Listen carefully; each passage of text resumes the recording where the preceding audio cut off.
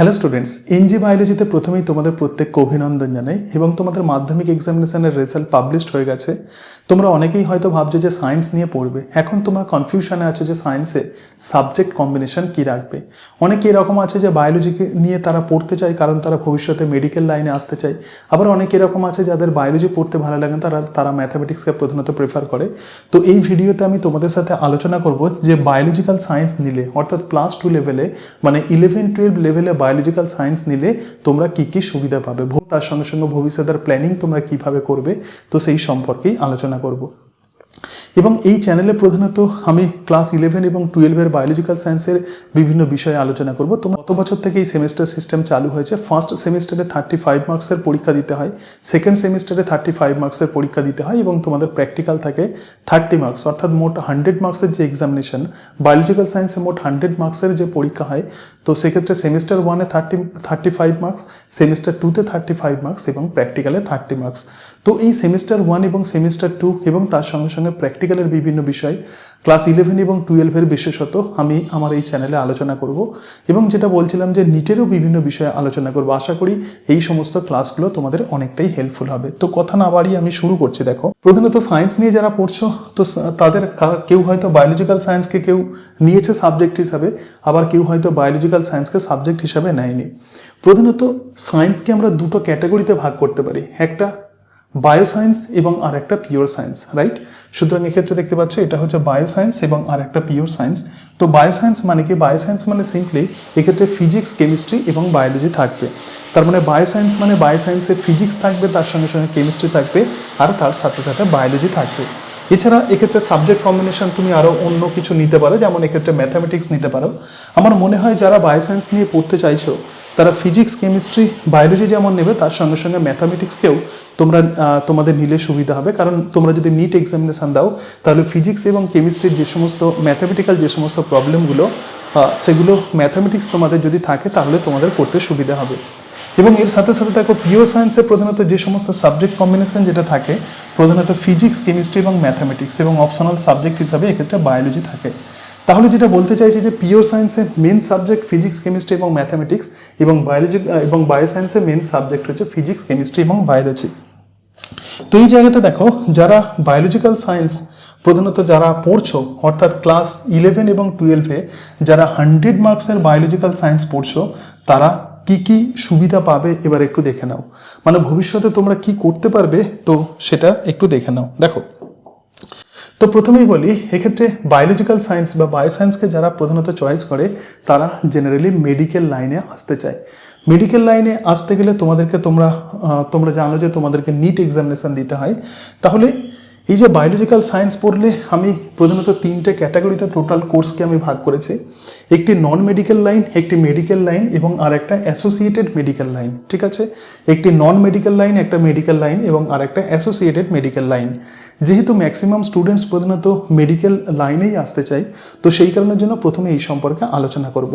দেখো, ডাক্তার হতে গেলে প্রথমেই যে পরীক্ষা দিতে হয় তো সেই পরীক্ষাটা হচ্ছে নিট এক্সামিনেশান দিতে হয়। ডাক্তার হতে গেলে যে পরীক্ষা দিতে হয় যেটা বললাম তো সেটা হচ্ছে নিট এক্সামিনেশান দিতে হয়। এবং নিট এক্সামিনেশানে তোমাদের কিন্তু ফিজিক্সও পরীক্ষা দিতে হবে, কেমিস্ট্রিও পরীক্ষা দিতে হবে এবং তার সঙ্গে সঙ্গে বায়োলজিও দিতে হবে। এবং সেই জন্যই বলছিলাম যারা বায়োসায়েন্স নিয়ে যারা পড়ছো অর্থাৎ বায়োলজিক্যাল সায়েন্সকে যারা মেন সাবজেক্ট করতে চাইছো তারা কিন্তু অবশ্যই ম্যাথামেটিক্সকে রাখলে কিন্তু তাদের সুবিধা হবে। কারণ ফিজিক্স এবং কেমিস্ট্রির বিভিন্ন ম্যাথামেটিক্যাল প্রবলেমগুলো তখনই বুঝতে পারবে যদি ম্যাথামেটিক্স তোমরা 11-12-এ পড়ো, তাহলে কিন্তু তোমাদের অনেকটাই সুবিধা হবে। এবং নিট এক্সামিনেশান দিলে অবশ্যই প্রথমে যেটা করতে পারবে সেটা হচ্ছে এমবিবিএস করতে পারবে। এমবিবিএস করতে পারবে, এটা কিন্তু খুব গুরুত্বপূর্ণ। সুতরাং যারা নিটে হাই স্কোর করে তারা প্রধানত এমবিবিএস করে। এবং তার সঙ্গে সঙ্গে দেখো যারা স্কোর অনুযায়ী প্রধানত এরকম বিভিন্ন কোর্সে তোমরা ভর্তি হতে পারবে। তাহলে প্রথমেই যেটা হবে সেটা হচ্ছে এমবিবিএস, যেখানে ভর্তি হতে পারবে। তারপরে আয়ুষ মানে আয়ুর্বিদ্যা, তোমরা জানো যে বিভিন্ন আয়ুর্বেদের বিভিন্ন চিকিৎসা এখন হচ্ছে, তো এই আয়ুষে তোমরা ভর্তি হতে পারবে।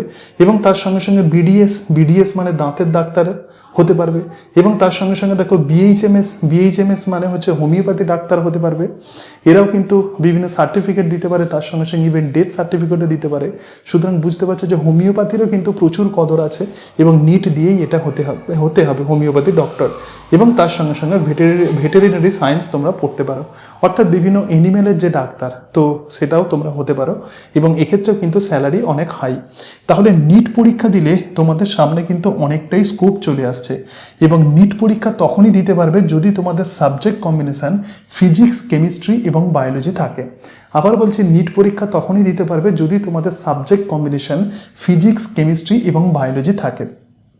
এবং আমার যেটা সাজেশনস, এই ফিজিক্স, কেমিস্ট্রি, বায়োলজির সঙ্গে সঙ্গে তোমরা ম্যাথামেটিক্সকেও রেখে দেবে, কারণ নিটে ভালো স্কোর করতে গেলে অবশ্যই ফিজিক্স এবং কেমিস্ট্রিতেও তোমাদেরকে ভালো স্কোর করতে হবে। সেটা তখনই করা পসিবল হবে যদি তোমরা ম্যাথামেটিক্স করো, কারণ ফিজিক্স এবং কেমিস্ট্রিতে বিভিন্ন ম্যাথামেটিক্যাল প্রবলেম থেকে কিন্তু বিভিন্ন প্রশ্ন আসে। এর সাথে সাথে দেখো, মেডিকেল লাইনের আরও একটা কোর্স আছে, তো সেটা বি ফার্ম।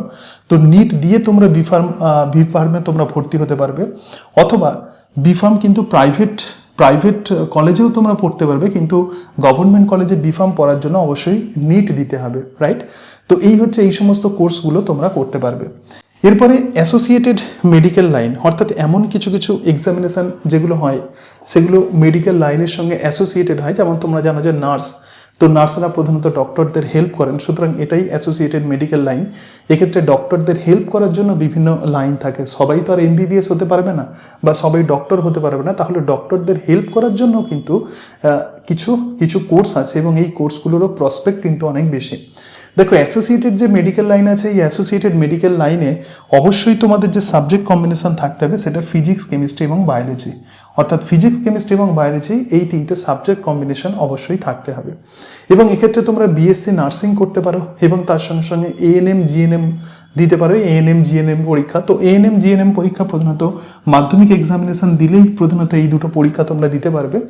কিন্তু যারা এখানে বিভিন্ন বিষয় থেকে প্রশ্ন আসে, কিন্তু এইচএসে যারা বায়োলজিক্যাল সায়েন্স নিয়ে পড়ে তাদের এই পরীক্ষাতে অনেকটাই তারা সুবিধা পায়। এবং তার সঙ্গে সঙ্গে দেখো প্যারামেডিক্যাল কোর্স, তো প্যারামেডিক্যাল কোর্স প্রধানত বিএসসি এবং ডিপ্লোমা এই দুটো ভাগে বিভক্ত প্যারামেডিক্যাল কোর্স। তো ফিজিক্স, কেমিস্ট্রি এবং বায়োলজি থাকলে তোমরা এই প্যারামেডিক্যাল কোর্সও তোমরা করতে পারো। এবং এক্ষেত্রে প্যারামেডিক্যাল কোর্সের দুটো ক্যাটাগরি আছে, একটা বিএসসি এবং আর একটা ডিপ্লোমা। এবং অল ইন্ডিয়া নার্সিং পড়ার জন্য তোমাদের যে পরীক্ষা দিতে হবে সেটা হচ্ছে CUET ইউজি পরীক্ষা তোমাদের দিতে হবে। এবং এক্ষেত্রেও কিন্তু সাবজেক্ট কম্বিনেশন ফিজিক্স, কেমিস্ট্রি এবং বায়োলজি থাকতে হবে। তাহলে বুঝতে পারছো যে বায়োলজির প্রসপেক্ট কিন্তু অনেকটাই বেশি। এর সাথে সাথে নন মেডিকেল লাইনেও কিন্তু তোমরা যেতে পারবে। তো নন মেডিকেল লাইন মানে কি? নন মেডিকেল লাইন যেমন কোনো টিচিং প্রফেশনে তোমরা যেতে পারবে, আমরা যেমন টিচার, তো এরকম প্রফেশনে তোমরা যেতে পারবে। এবং নন মেডিকেল লাইন বলতে এক্ষেত্রে তোমরা বিটেক করতে পারবে। দেখো, যেটা বলছিলাম যে ফিজিক্স, কেমিস্ট্রি এবং বায়োলজি নিয়ে পড়লে কি বিটেক করা যায়। বায়োটেকনোলজিতে কিন্তু বিটেক এক্ষেত্রে করা যায়। এর সাথে সাথে বায়োলজি নিয়ে পড়লে তোমরা বিএসসি পড়তে পারবে। বিএসসি মানে কি? ধরা যাক বায়োলজিক্যাল সায়েন্সের বিভিন্ন ব্রাঞ্চ আছে, কেউ জুলজি নিয়ে পড়লে, কেউ বোটানি নিয়ে পড়লে, কেউ ফিজিওলজি নিয়ে পড়লে, তাহলে বিএসসি করলে এবং বিএসসি এবং তার সঙ্গে সঙ্গে বিএড করলে তোমরা কিন্তু বিভিন্ন গভর্নমেন্ট স্কুলে তোমরা টিচার হতে পারবে। এবং সেক্ষেত্রে টিচারদেরও স্যালারি যথেষ্ট অ্যাট্রাকটিভ। সুতরাং বিএসসি অনার্স তোমরা করতে পারো, এবং তার সঙ্গে সঙ্গে বিএসসি অনার্স করার পরে তোমরা বিভিন্ন সাবজেক্টকে এমএসসি করতে পারো। যেমন কেউ জুলজিতে কেউ যদি বিএসসি করে, সেই জুলজিতেও যেমন এমএসসি করতে পারবে, তার সঙ্গে সঙ্গে অন্যান্য সাবজেক্টকেও পড়তে পারবে, যেমন জেনেটিক্স, মলিকুলার বায়োলজি, বায়োটেকনোলজি, এরকম বিভিন্ন সাবজেক্টে সে এমএসসি করতে পারবে। এবং এর সাথে সাথে দেখো পিএইচডি করতে পারবে, এবং পিএইচডি করে তোমরা বিভিন্ন কলেজে লেকচারার হতে পারবে। সুতরাং কলেজে তোমরা লেকচারার হতে পারবে বায়োলজিক্যাল সায়েন্স নিয়ে পড়লে, এবং তার সঙ্গে সঙ্গে তোমরা অ্যাসিস্ট্যান্ট টিচার হতে পারবে। তো এগুলোই হচ্ছে প্রধানত বায়োলজিক্যাল সায়েন্স নিয়ে পড়লে তোমরা যারা চিন্তা ভাবনা করছো প্রধানত সায়েন্স নিয়ে পড়বে এবং সায়েন্সে বায়োলজিক্যাল সায়েন্স তোমরা রাখবে, তাহলে এই সমস্ত বিষয়গুলো তোমাদের অবশ্যই একটু জেনে রাখতে হবে। এবং এই জেনে রেখে তারপরে তোমরা প্ল্যানিং করবে যে কে কোন লাইনে তোমরা যাবে। তো আমার যেটা সাজেশনস, যে যারা বায়োলজিক্যাল সায়েন্স নিয়েছো তারা অবশ্যই নিট এক্সামিনেশান দেওয়ার চেষ্টা করবে। এবং নিট এক্সামিনেশান দিলে দেখতে পাচ্ছ যে অনেক কিছু বিষয় তোমাদের সামনে ওপেন হয়ে যাবে, অনেক কোর্স তোমাদের সামনে ওপেন হয়ে যাবে এবং এই কোর্সগুলো কিন্তু যথেষ্ট অ্যাট্রাকটিভ। ম্যাক্সিমাম স্টুডেন্টস এই কারণের জন্যই সায়েন্সে বায়োলজি নেয়, কারণ তারা মেডিকেল লাইনে আসতে চায়। ওকে, তো এই সম্বন্ধে টোটাল বিষয় আমি তাহলে তোমাদের সাথে আলোচনা করলাম। বায়োলজিক্যাল সায়েন্স নিয়ে পড়লে তোমাদের কী সুবিধা হবে এবং তার সঙ্গে সঙ্গে তোমরা কোন কোন কোর্সে এনরোল্ড হতে পারবে। এরপরে আমি ক্রমশ আমার এই চ্যানেল আমার নতুন, এছাড়া আমার আরও একটা চ্যানেল আছে বায়ো নির্মল বলে, আমার আরও একটা চ্যানেল আছে। সেই চ্যানেলে প্রধানত বায়োলজিক্যাল সায়েন্সের হায়ার বিভিন্ন বিষয় নিয়ে আমি আলোচনা করি। কিন্তু এই চ্যানেলে আমি ক্লাস 11-12 বায়োলজি একটু বলি যে আমার এই চ্যানেল তোমরা যদি রেগুলার ফলো করো তাহলে তোমরা কী কী সুবিধা পাবে। তো এক্ষেত্রে এনজি বায়োলজি এই চ্যানেল তোমরা যদি ফলো করো তাহলে আমি প্রধানত ক্লাস 11 এবং ক্লাস 12 বায়োলজিক্যাল সায়েন্সের বিভিন্ন বিষয় আলোচনা করব। ক্লাস 11 অ্যান্ড ক্লাস 12 এর বায়োলজিক্যাল সায়েন্সের বিভিন্ন বিষয় আলোচনা করব, বাংলাতে আলোচনা করব, রাইট। এবং তার সঙ্গে সঙ্গে নিটের বিভিন্ন বিষয়ে আলোচনা করব। এবং আমার মেন যেটা টার্গেট থাকবে সেটা হচ্ছে যে ক্লাস 11 এবং ক্লাস 12 অর্থাৎ বোর্ডের পড়ার সঙ্গে সঙ্গে, বোর্ডের বায়োলজিক্যাল সায়েন্সের বিভিন্ন টপিকস পড়ার সঙ্গে সঙ্গে তোমরা কিভাবে প্যারালালি নিটের সিলেবাস তোমরা কিভাবে কভার করবে, আমি এই চ্যানেলে প্রধানত সেগুলোই আলোচনা করব। এবং আশা করি এই সমস্ত ক্লাসগুলো তোমাদের অনেকটাই হেল্পফুল হবে। দেখো, অনেকে এরকম ভাবে যে বায়োলজিক্যাল সায়েন্স তো খুব ইজি, সহজেই তারা কভার করতে পারবে। সায়েন্সের স্টুডেন্টসরা মেনলি ম্যাক্সিমাম এরকম ভাবে, কারণ দেখো প্রধানত বায়োলজি যারা পড়েনি তারাই প্রধানত এরকম চিন্তা করে যে বায়োলজি খুব ইজি, পড়ে নিলেই হয়ে যাবে। যারা ফিজিক্স, কেমিস্ট্রি, ম্যাথামেটিক্স ভাবে যে সায়েন্সের স্টুডেন্টসরা এটাই ভাবে, ম্যাক্সিমাম আমি বলছি সবাই না, তারা ভাবে যে ফিজিক্স, কেমিস্ট্রি এবং ম্যাথামেটিক্সে মনে হয় শক্ত এবং বায়োলজি পরীক্ষা জাস্ট 3 থেকে 4 দিন আগে পড়লেই হবে। কিন্তু এখন সিলেবাস যেরকম হয়ে গেছে অতটা সহজ নয়। কনসেপশন তোমাদেরকে ক্লিয়ার করতে হবে। কনসেপ্ট যদি ক্লিয়ার না করতে পারো তাহলে নিট এক্সামিনেশন যেটা এমসিকিউ প্যাটার্নে হয়, তো সেই এক্সামিনেশনে প্রশ্নের উত্তর তোমরা করতে পারবে না। এবং সেই জন্য এই কনসেপ্ট ক্লিয়ারেন্স অত্যন্ত গুরুত্বপূর্ণ। এবং তার সঙ্গে সঙ্গে এই যে 2 বছর +2 লেভেল কিন্তু ভেরি ভেরি ইম্পর্টেন্ট। এই লেভেল প্রধানত বেস তৈরি করার লেভেল। সুতরাং এই লেভেলে তোমাদের যদি বায়োলজিক্যাল সায়েন্সের বেস যদি তৈরি না হয়, আমি যে কোর্সগুলোর কথা বললাম সেই সমস্ত কোর্সগুলোতে কিন্তু তোমরা এনরোল্ড হতে পারবে না, বা এনরোল্ড হলেও সেক্ষেত্রে জব পাওয়া তোমাদের একটু সমস্যা হয়ে যাবে।